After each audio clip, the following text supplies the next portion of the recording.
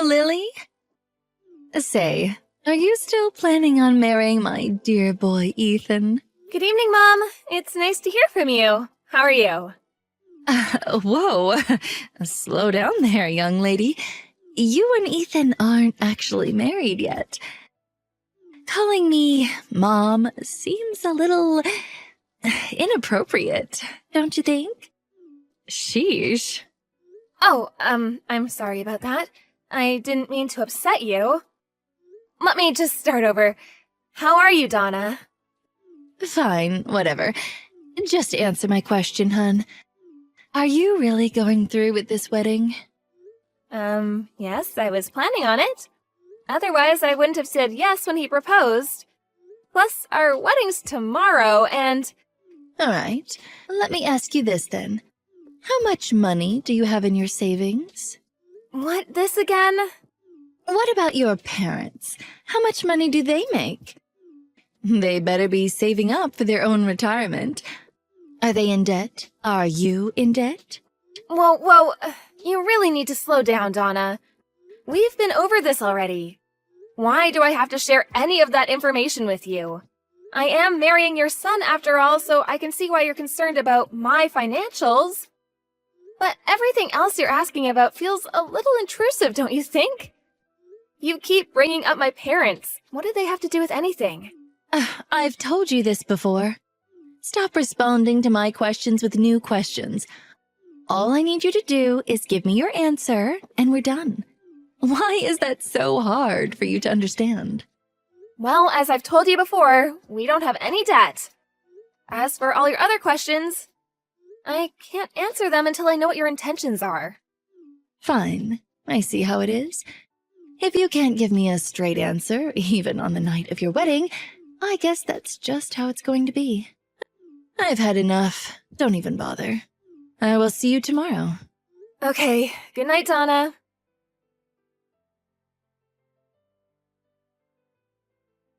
Hey, Ethan. Your mom texted me again asking about my family's financial situation. What? Again? Jeez, I can't believe she's still bringing that up. What exactly did she ask you this time? The same set of questions as before, and the time before that. I see. Dad and I have both told her it's not polite or appropriate to pry like that. But it just goes into one ear and out the other. I'm really sorry. It's fine. I'm just glad at least you and Victor have my back. We need to make sure we keep an eye on her at the wedding tomorrow. I hope she doesn't try to pull anything stupid. Worst case, if she does, I'm prepared to kick her out of the venue. I really hope it doesn't come to that. Same here. I'll talk to Mom again tonight. Make sure she doesn't try anything funny tomorrow. I'll ask my dad and my other relatives to keep an eye on her too. I'm really sorry about all of this. My mother making a scene is the last thing we need on our wedding day.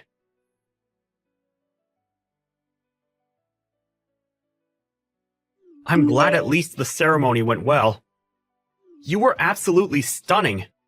Oh, thanks, dear. Now we just have to get through the reception. I hope it goes well. Well, Mom's been pretty quiet so far, so I'm hoping that's a good sign. If she can behave herself for the rest of the day, everything will be good. The scowl on her face makes me a little nervous, though.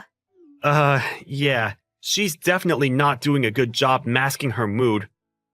But maybe she realizes she shouldn't do anything rash?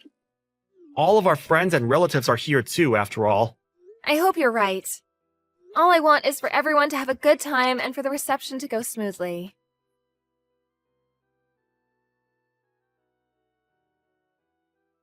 I knew it. So you were after our money. You've been exposed, Missy. Ethan definitely won't go through with this wedding now. Oh, how unfortunate for you. What is your problem?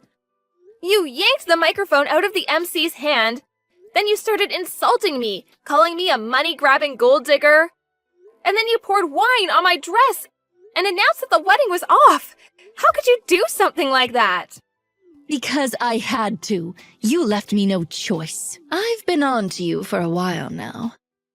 I thought it odd that you could never give me a straight answer about your finances. Something smelled fishy, but listening to your father's speech made it very clear to me. You were only with Ethan so you could get your hands on our money. You were so close.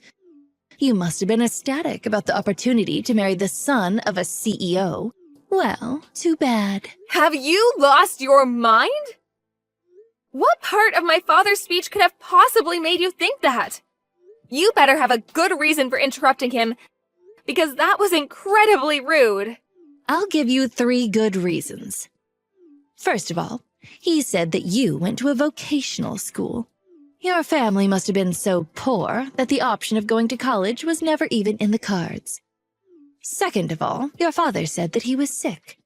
Therefore, he can't work. So that means, when my husband and I met your parents for the first time, he lied to us about working as a cook. And third of all, your mother works full-time. What woman would choose to do that if your family wasn't in need of money? Your mother could have been a stay-at-home mom. But that's not the case. So, there you have it. All the evidence I need to conclude that the only reason you were trying to marry Ethan was so that you could be the wife of a future CEO and take all our money. Not so smug now, are you? You deceitful low-class bimbo! You have no place in my family. Uh-huh. I see. Fine then, the wedding is cancelled. I hope you're pleased with yourself. I am, indeed. Now, get lost, you beggar.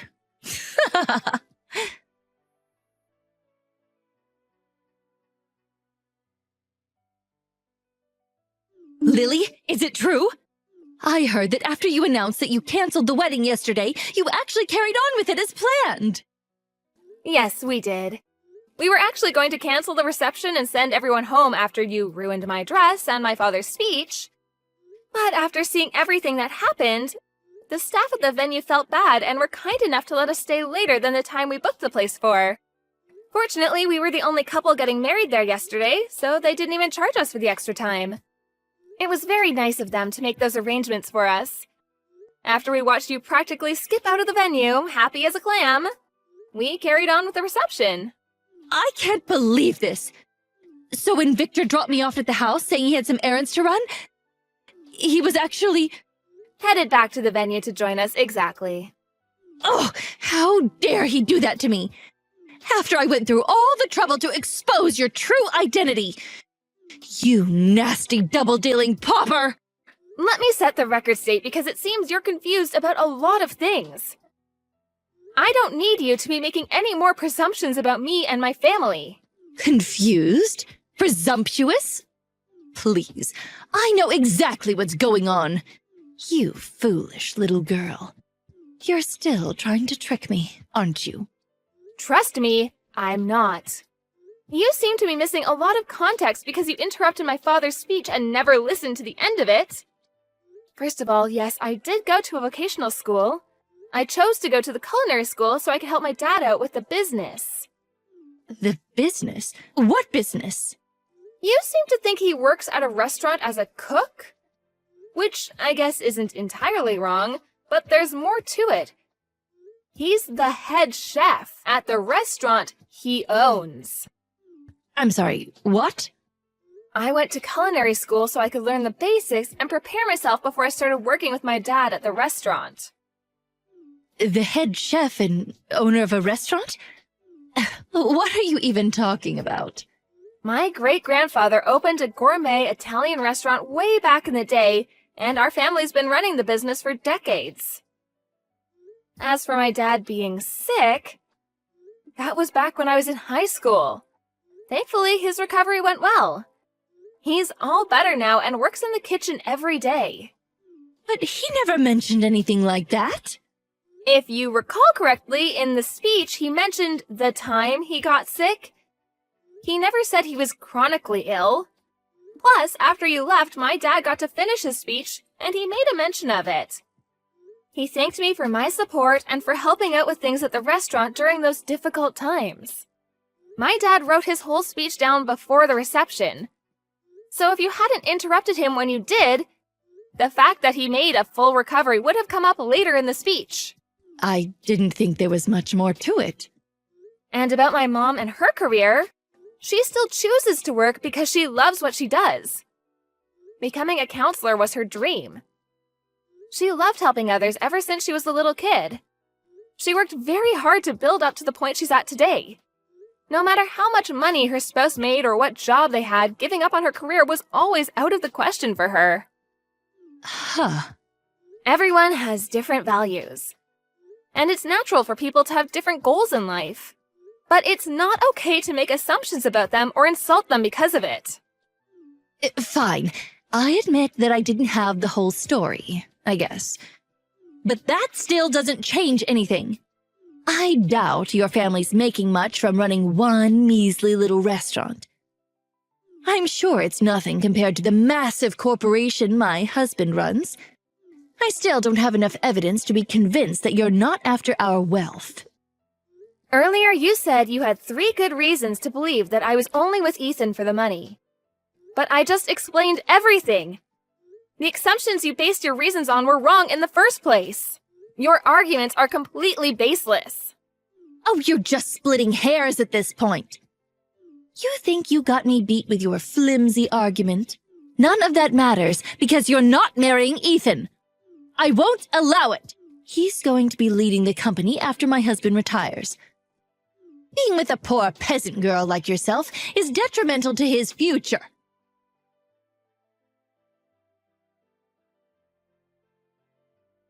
Lily! I'm so sorry about my mother's behavior. I have no idea what's gotten into her, but it's completely unacceptable. I'm okay, Ethan. At least you and your dad are on my side. Of course we are. We know you and we know your character. You're a kind, hardworking, and loving person.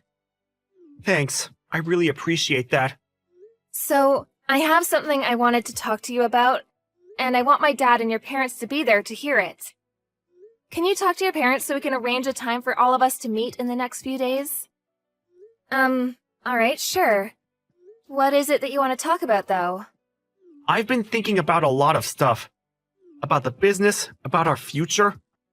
I want to make the best choices for us. Dad's been helping me figure some of it out, too.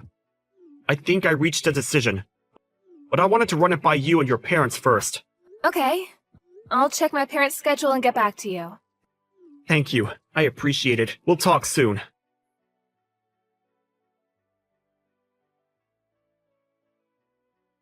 Lily, answer your phone this instant. What did you tell my husband and son? There's no way they would treat me like this unless you were behind it. I'm not behind anything, Donna. Victor and Ethan just told me what I assume they told you. Ethan said he wanted to take my family's name and cut ties with you. And Victor said he was going to officially announce that Ethan's cousin Sean will be taking over the company after he retires. Oh, and that he's also planning on divorcing you. At least that's what my parents and I were told. That's all I know. You can't be serious! Why wasn't I a part of this conversation? Oh, unbelievable. Well, considering the way you behaved at the wedding, I'm not surprised that Victor and Ethan felt they wouldn't be able to have a rational discussion with you. It might feel unreasonable, but I can't really blame them. This is an outrage. After 30 years of marriage and dedicating my life to being a devoted housewife and supporting my husband while he ran his family's company. What irks me the most is that Victor's telling me that when we split our assets after the divorce, he's going to make me take part of my share and pay you for the damages that I caused at the reception. $50,000! All of his relatives are saying it's only fair, but they're wrong. Everyone's being so cruel to me. I can't stand this.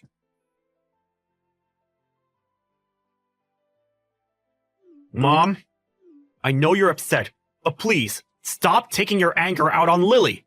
Ethan? Oh, don't tell me you're with her right now. Of course I'm with her. We just brought our papers to City Hall. It's official. We're a married couple now. I can't believe it. I took her last name, just like I told you I would. What have you done? I'm going to keep working at Dad's company as an employee. But I'm not involving Lily or myself in business operations. But you're my only son. And you were supposed to take over the business, become the CEO. Do you truly think that what you're doing is acceptable? I already told you, Sean's taking over the business, not me. And besides, this decision wasn't official until now. But it was practically decided for a while. What? You just assumed I was taking Dad's place and made a whole big deal about nothing. But think of the position that puts you in. This puts me in a great position, because it's exactly what I wanted. Sean's great at what he does. He's skilled, innovative, and very capable. The company's in good hands with a businessman of his caliber at the top. You may have supported Dad at home, but you have no say in what happens with the company. It has nothing to do with you. This can't be. Lily's my family now. I need to go. I'm sorry, but after everything you did at the wedding, I've lost respect for you completely. And I honestly just want nothing to do with you. And as far as your relationship with Dad's concerned, go talk to him about it. I'm sure you both have some stuff to figure out. Ethan, no. Please wait. Bye, Mom.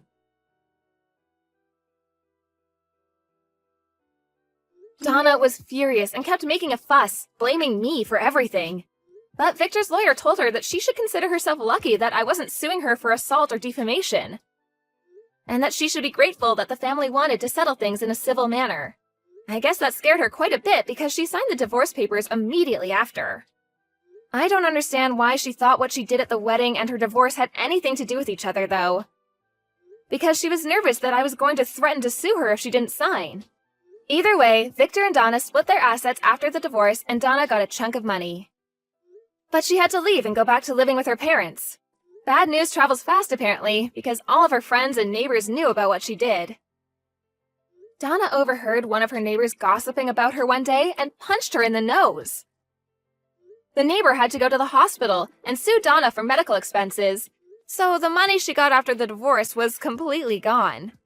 Her parents kicked her out of their house, and apparently she lives in a town far away now. All alone, working to support herself every day.